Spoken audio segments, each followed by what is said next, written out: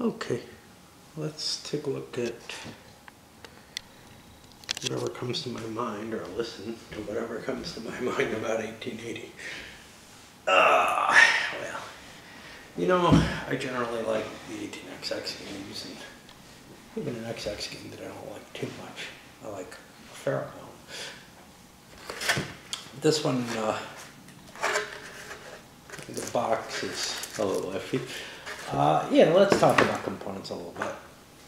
Because this is a limited run, the Kickstarter-y type thing, or pre-order type thing, you know, without a big company behind it, but still not run through the deep thought side of things. It was a real printing instead. Overall, pretty good. The only iffy thing for me is always a cardstock board. I'm not a big fan of that. These are real nice, the wooden discs for pieces. The only thing I would ask about them in general is, with them this thick, I found myself knocking them over quite often, and they roll all over the place. I've complained about this before. It definitely happened with this one because there'd be a large stack of these on one particular price. They're not really a problem anywhere else on the that they're used. It's just on the stock price chart. You have a lot of card stock in this one. A bunch of companies. What was it, like 14 companies? Maybe not that many. 3, 4, 5, 6, 7, 8, 9, 10, 11, 12, 13, yeah, 14 companies. In my play, they didn't all come out, and I'm not sure a game in which they all come out is going to be very good for people who hold companies. And then you've got a bunch of these private foreign investors who run kind of like minor companies, except unlike the minor companies, why am I talking about this gameplay stuff now? Because I can't keep my focus. Unlike minor companies in most games, these guys don't split their revenue with the player. Instead, what they do is they just suck up whatever revenue they have. So they have plenty of money to build track with, etc. And then there's a mechanism by which they collapse into your first company. And you can steal up to 20% of the foreign investors' money well, you can either steal 20% or none of the foreign investors' money. And the rest, 80% or all, goes into the corporation that you first started. You get a bonus for this, which is kind of cool. So the bonus is you get $50 for crashing it in. That can be really big early in the game. I wish I had kept track of which players crashed their private companies early. I think that may have been an important facet that when I did my wrap-up, I didn't really realize. Those of you watching, you may be seeing it, you know, more quickly than I play it, at least if you're insane, in the sense that you can, maybe some of you will look, you know, to see the first video and then the last one of the wrap in order to determine whether or not, you know, that was a significant effect on there. I felt like, because the stock rounds come so slowly, that's some of the weirdness in this game, that not many people, that about half the players, I think, managed to cash their foreign investor in before the first stock round. This is not like most XX here, and it's one of the more interesting things. And the other pieces are finding money. I went out of my way to get the money because it's kind of nifty looking. You didn't have to get it with this. One of the most interesting things about this game is on the map. You can only start X number of companies, it's like 4, at each of the par values in the game. And that par value does a number of things. One of the things is it determines your order for the entirety of the game. So if you're the first company starting at 100, you will go first every time we go around through this cycle.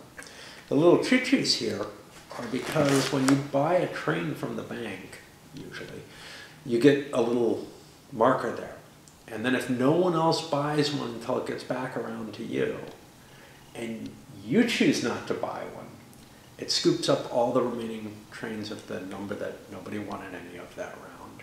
And, well, that cycle, it's hard to tell what a round really is. That cycle around until you came back. And we fall into a stock round. So early in the game, it's usually desirable for players to be, you know, kind of making their train purchases not necessarily all at once. They don't necessarily spend all their money and then just, oh, yep, now I'm set.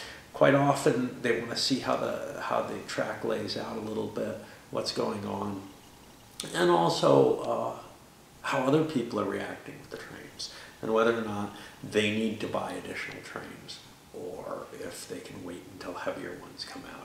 So there's a lot of reasons, at least in the way I play the game, and I was playing all 7 of the players, so that has an effect, there's no question, in terms of how many stock rounds are going to come. And that's a big deal because as you're making money throughout the game, and of course in some of the 18xx's, notably 30, its series with increasing number of operating rounds between stock rounds, you have this kind of weird situation at the beginning of the game where you keep falling into a stock round and nobody wants to do anything. Everybody's set and nobody's making much money. Well, it depends on the play. The way we played when we first didn't really understand one of the maxims, which is make lots of money early. That particular little maxim is really interesting because you would think, but buying lots of little trains, that's going to cause me problems, isn't it? I'm spending a lot of my money. Yeah, but you can usually swallow in these games, and even if you can't, you can trim your number of shares way down and be able to do it. Anyway, generally, make lots of money early in the game. Get it into your pocket. You can invest in more shares, and you probably won't have to pay a big hit. It's the mid-game that kills you. That's where you have to be more careful. The early game, making lots of money is usually worthwhile. Anyway, back to what we're talking about here. You might be making quite a bit of money and really want a stock round so that you can invest your money. But as long as anybody is willing to buy a train, you'll be deprived of the chance to do so. So we saw fair amounts of cash collecting up. Now, most of this wasn't enough to start a company. Usually, by the time someone's got enough cash to start it, actually, in the play that I had, people almost never had enough money to start a company, which may indicate that I was playing kind of stupidly and not making enough of that lots of money, and instead swallowing or something, but I don't think so.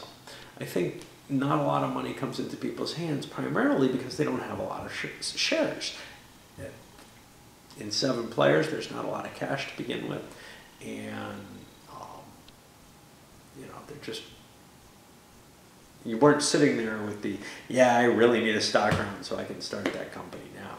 Usually it was, wow, I need a few more payouts so that I can want a stock round. Yep, we'll continue our meandering here.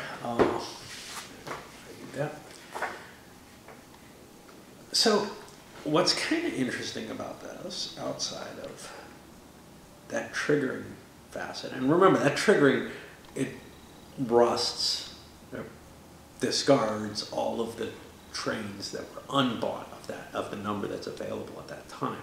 So that helps you speed up the train and push them out. Normally in a game, if people are for whatever reason, aren't pushing the trains, usually what this comes down to is the final train of a certain type somebody's just like, nobody's willing to buy it because it's going to go obsolete more quickly, and they're paying the same value. They're paying the same initial cost to grab it that everyone else did, but everyone else got more runs off of it.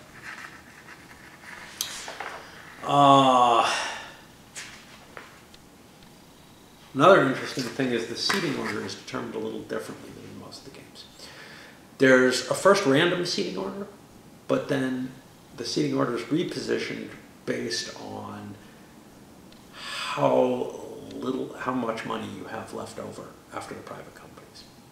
The private companies in particular are kind of different than in most games. Their special abilities will last all game until triggered. Their revenue lasts only as long, only until the communists come out, which is triggered by the trains, of course, because that's how time is measured in these games. Some of them seem to be kind of questionable. Okay, the first one you pay $5 for, and you get a payout, which can be quite large, when a certain train is bought, and you have your option. You can range between the 2+2 train, you only get 40 yen, and the 3+3 train, and you get 100 yen. The rest, all of the middle ones have a dividend that pays out. They also have a special ability, most of which work for all your companies, whatever companies is. I believe it's the actual, what I'd call corporations. It's not going to include the foreign investor, for example.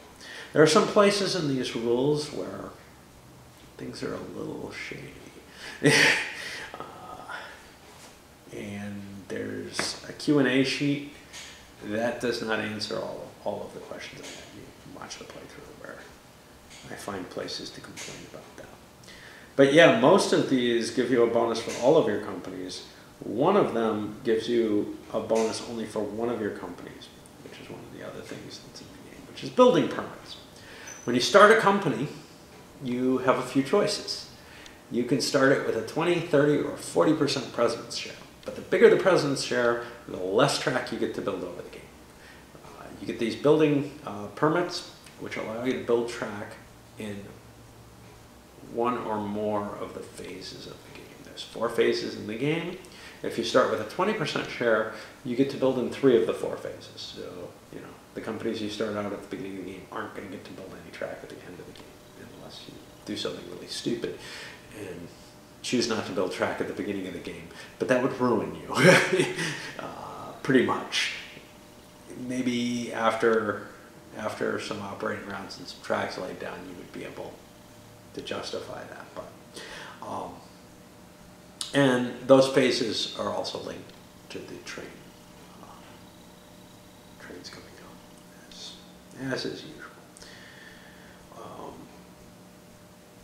So if you wanted to choose a larger initial share, and you have to pay for each of the shares, but you get a single certificate, because there's a limit on the number of certificates you can hold in this game, in most of them.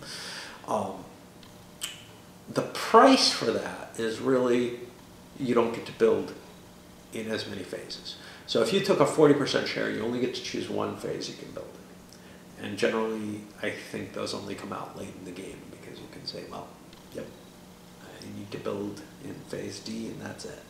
You might be able to get away with just phase C, but probably A and B, you're not going to do this, because you're just going to get cut off, and you're going to probably end up with a large train that you don't have anywhere to go in eventually. Anyway, there's 2 other of these privates that are a little different.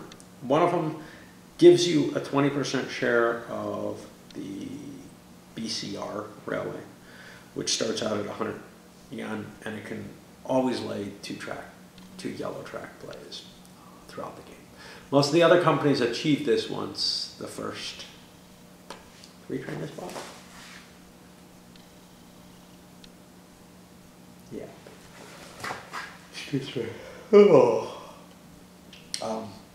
The final one's the Rocket of China, and you're allowed to exchange this for a 2 through 4 train for free while you're operating the company. However, if the first 4 train is bought, you automatically exchange it at that moment and get the second 4 train if you have those before. These last 2 don't come with an income. Right. We've already talked about the foreign investors, which are kind of a neat way to get a little bit extra cash in your hand. But again, you don't know when that stock round's coming. You can't precisely time it. You got to kind of think about where you're going with that and whether or not you think other people are going to pay out. Because you probably can make more money by running it longer. And the way it crashes into your company is it hooks up with your corporation, your first corporation. And once they're connected, they become one thing to some extent. One of the things is all the corporations have the same number of dots, and it's not very many. It's 3 total, 1 for their home and 2 additional, which means there's a lot of map. The dot placement is really important. I had some thoughts about that in the playthrough. If you want to know those, good look at them. But mainly as to where is important. I don't think that's really all that necessary to talk about.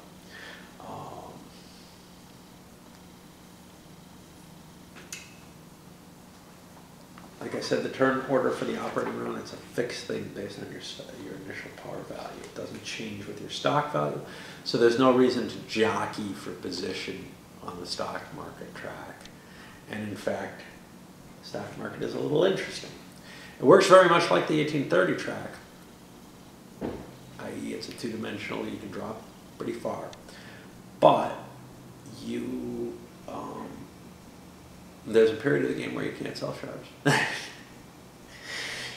In the communist era. And what's really kind of different with this, there's a couple of things that are different about it. One is, I have it here, it's underneath. One is that when you sell shares, you pay a $5 penalty off the price that the share is at. So if you're only selling 1 share, you're selling it probably at the price that it's going to be at after the sale. As the price goes up, you start not taking that big a hit. And if you sell more than 1 share at once, you take a lesser hit per share as well. But what it means is there's not as much desire to shift shares because there's a cost to it. You're not just saying, well, this is an $80 share that makes me this. If I sell 2 of those, or for 2 of those, I could get a 160 share. Is it worth it? And you try to cut, try to trim your edges so that you get the best amount of value on that. In a lot of the XX games, I think every other one I've seen. Well, in this one, there's a little disincentive to shifting your shares around a lot. There is also a bonus that comes from the higher share value. Now, most XX games, with the 2-dimensional track at least, but maybe most of them overall, I think, when you, if you pay out and thus increase your share value, when you're at the far valuable end of the track, your share value goes up by more, which means, those big shares under a share limit become kind of valuable because the high value shares, because they end up producing more stock value. Well, this has a somewhat flatter valuation, although it does still show that kind of progression. It's just not as steep. But to make up for that difference, when you do whatever money the company makes based on its share value, it gets a little bonus if the share value is high enough. And what's neat about that is that includes money that you swallow. So you get an extra payoff there too. It's sort of based on the prestige of the company. It makes more sense to me on the topical side. You got forced trade purchases, however, there's no bankruptcy in this game, which means neither for the bank nor the players. You end up getting an IOU, which can be very, very expensive if you can't buy the train between your corporation and your own cash. But you are allowed to sell shares if you want to make up the difference. You don't have to. What that means is if you miss by a little bit, it's not that big a deal. You don't lose a whole share for it. You can instead lose $3 or $4. You know, let's say you're down $6, you pay a 50% interest on it.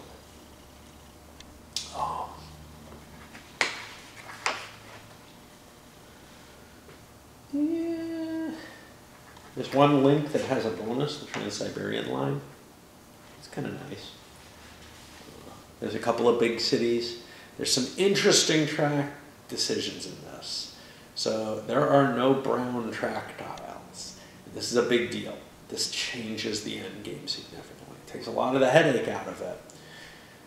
But it replaces it with a heartache. There's already heartache in most of the XX games because you just get screwed over, or the piece you need doesn't exist, or whatever. But in this case, the green track is the highest upgrade, and the green track, it isn't that extensive a selection. There are things that you kind of want that aren't there.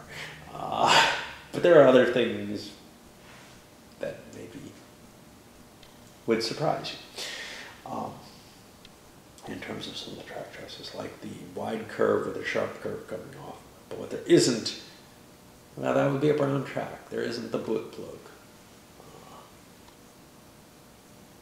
There was something else that's not there that I expected to be there. I don't remember what it was.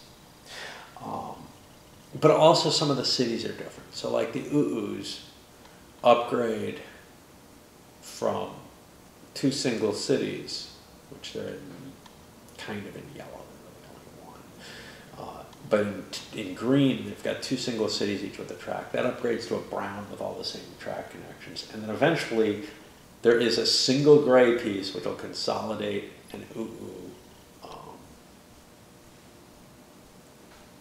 into a richer space. But I think the brown consolidates them.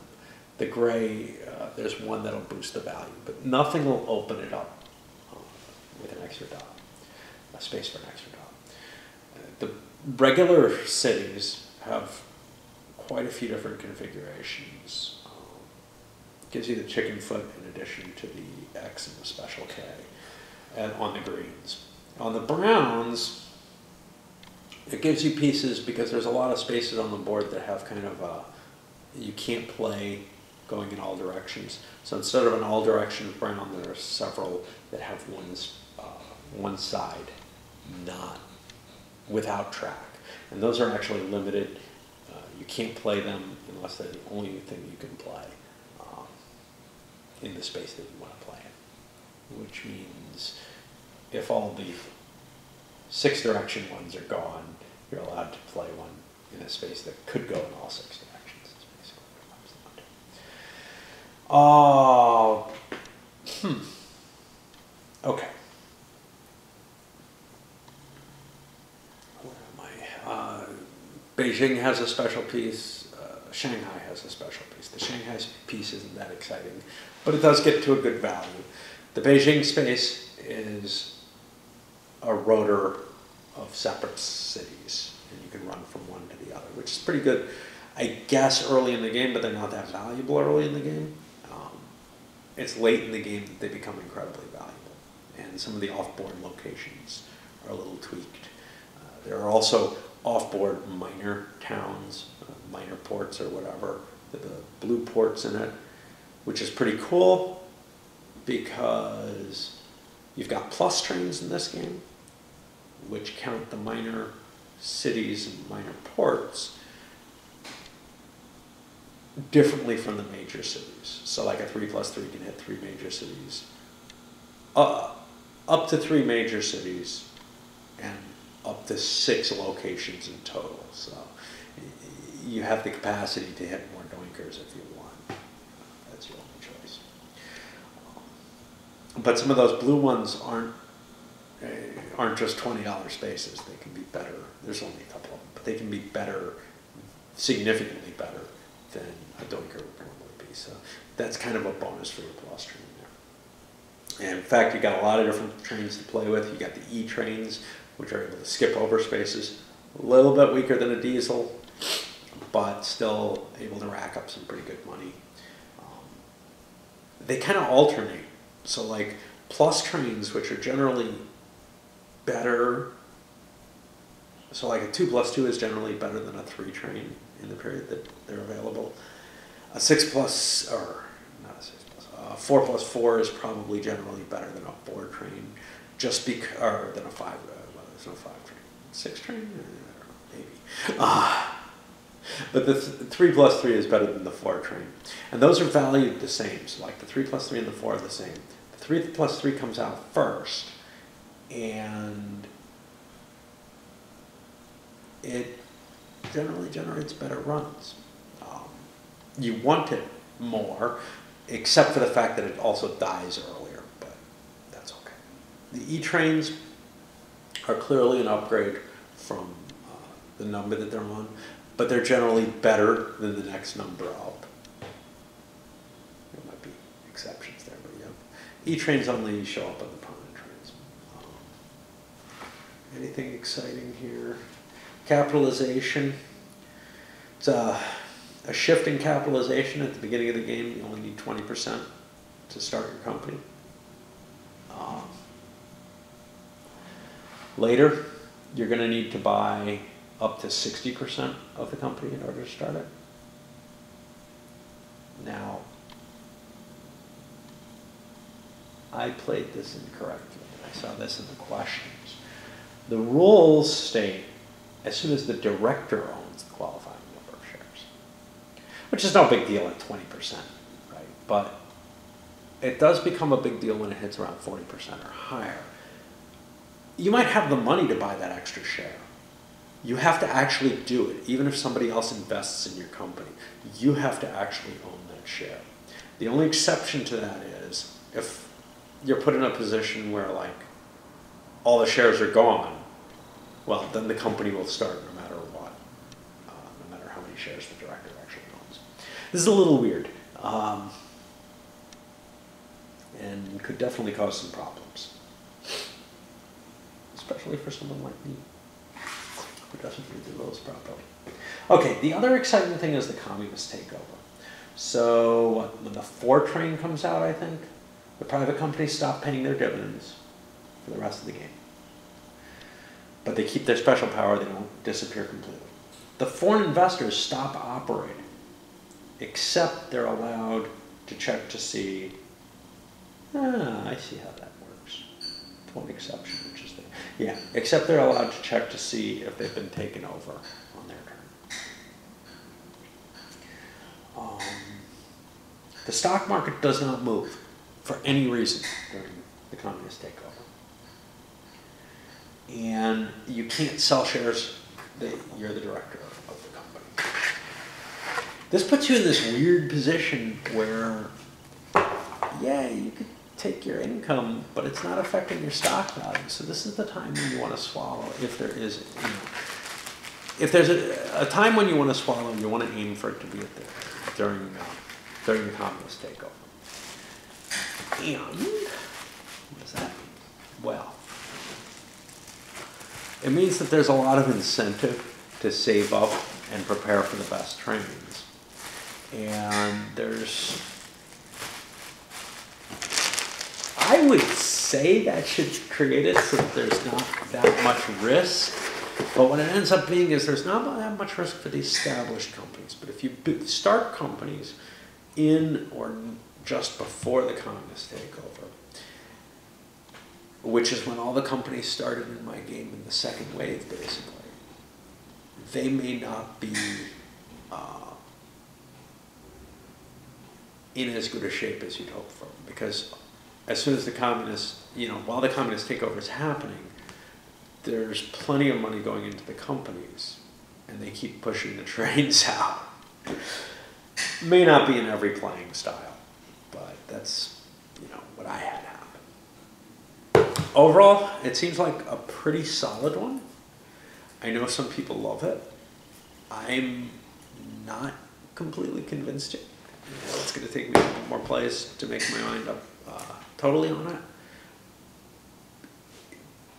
There are some hints of things that lead me to believe that it may not be as flexible in terms of the opening as some of the XX games are. Now, hey, I like 1830 a lot, and that tends to have pretty rigid openings, actually. But, and with the different dots, number of dots on each company and everything, there's a lot of this company is just better than that one, you know, type of thinking in 1830. And it has not hurt 1830 as a game. So maybe, likely it will not hurt this, but there are certain companies that appear to be advantaged over others, just in terms of positioning. And that's probably the case in most of the games of the series. But it may be to the point where there are a couple of companies that you want to get started right at the beginning of the game, and pretty much everything else is not an option. And that may get to the point where it's too limiting to the game. I'm a little worried about what I saw in terms of pushing companies out, starting new companies, not being as valid or as viable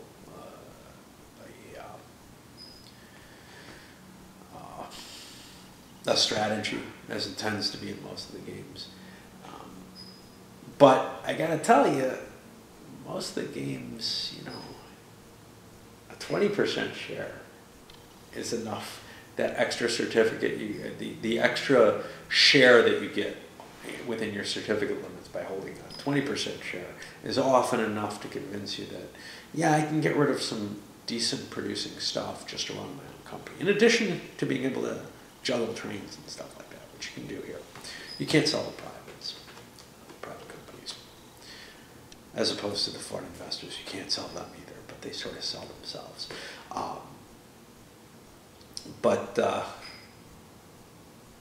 That's one limitation. You can't sell trains between companies unless the person making the deal owns both the companies. That's something I've seen done before, and I think it's there to prevent kingmaking. I don't know how necessary it is. I have certainly seen kingmaking type moves at times, but generally people who play a lot of XX, they aren't interested in that. What they're interested in is maybe, okay, can I bail my company out? Can we both have some sort of advantage out of this deal? Is there something we can do? Otherwise, it's kind of like, well, yeah, screw you. I'm not going to help you. You know, I'm not going to just hand you this. But usually there's a reason that the player who's making that is doing it, other than vendetta or not liking your glasses or something like that. Yeah, overall, I have to see more of it. There's definitely interesting ideas in this.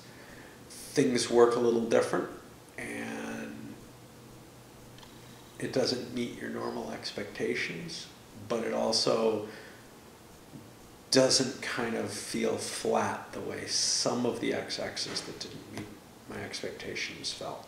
So, I mean, I like 1861, which didn't meet all my expectations either. It felt a little too forgiving in some ways. This doesn't feel all that forgiving. I mean, yeah, you don't go bankrupt, but there's advantages to that. It prevents a sort of tournament kludge or style of play where you're like, well, I'll be one of the people who's going to try to make a lot of money early on, and if I go bankrupt, tough shit, you know. That way I only invested an hour and a half in a game I didn't win. Get more games in, get wood, whatever. And that works if you have a binary win-loss condition. It doesn't really suit my taste in playing the XX games. This one, though, gives you no out. Like, if you're sitting there in a hopeless situation, you know you're going to be there for the rest of the game, you know, and the game's going to continue. You're not going to end the game by crashing, which, you know, there may be some points where I've seen people, yeah, I'm tired of this. Yeah, I'm just hosed and I'm tired of this. I am not going to try to save my company by doing some kind of weird juggling. I'm just going to crash. And sometimes that feels a little cheap. Sometimes, but on the other hand, you know, this one, no matter what, if you go bankrupt, you're paying the price. And so it means multiple people can go bankrupt and all pay the price. There's no bank limit. The game ends based on the trains falling. So when the second and last of the 8 trains goes, you fall into, okay, there's this many more operating cycles. I don't really use rounds because it starts with the company after the one that bought that train and goes around 3 times, which gives the final trains a chance to make some money, but doesn't drag the game out too long, which is kind of a neat design idea. I know some of the games, it also probably makes the money from one game to another, the score, to be more comparable. So like in 1830, as an example of one that crashes on a bank's bankruptcy with some timing considerations after it. Depending on how the money falls, you know, how the bank crashes, you could have wildly varying amounts of, you know, money in the final scores. And that's true in a lot of the 18xx's. I kind of like the fact that it keeps it even. I more like the fact that it doesn't mean that you've got another, you know, hour to play out those 3 extra operating rounds because you have $22 left in the bank at the end of the last operating round. Especially, but sometimes that's part of your decision making in 1830 is like, yeah, do I want a diesel or not? Is it going to last? Is the game going to last an extra operating round? Because if it does, the diesel is huge and it's well worth it. But if it doesn't, I might be losing money off of buying it. Well, you know, I don't think you have that kind of option here. I don't think they're that kind of trains. It's got another clever little thing, which is the 2 trains resurrect at the end of the game. And they come back kind of cheap. Not as cheap as they started, but $2.50 each. And they fill one of your train slots. They don't count as the only train, as the train that you need, so they don't screw you over either, which would be horrible if you're running just a 2 train at that point in the game. But they give you an opportunity if you're set up in a rich area where there's a couple of cities that are valuable next to each other. You can bang them both and get some extra money off that. So drives the output of the dividends a little higher. Anyway, definitely interesting enough that I want to play it again. Like the last time that I fiddled with this weekend, there's sounds that we may be playing it, but I don't know. We had at least one person say they can't come. Another sound like, well, they probably can't actually play. They just want to watch it get played because things will be too busy for them. So we'll see. But yeah, it would be a cool one to get played.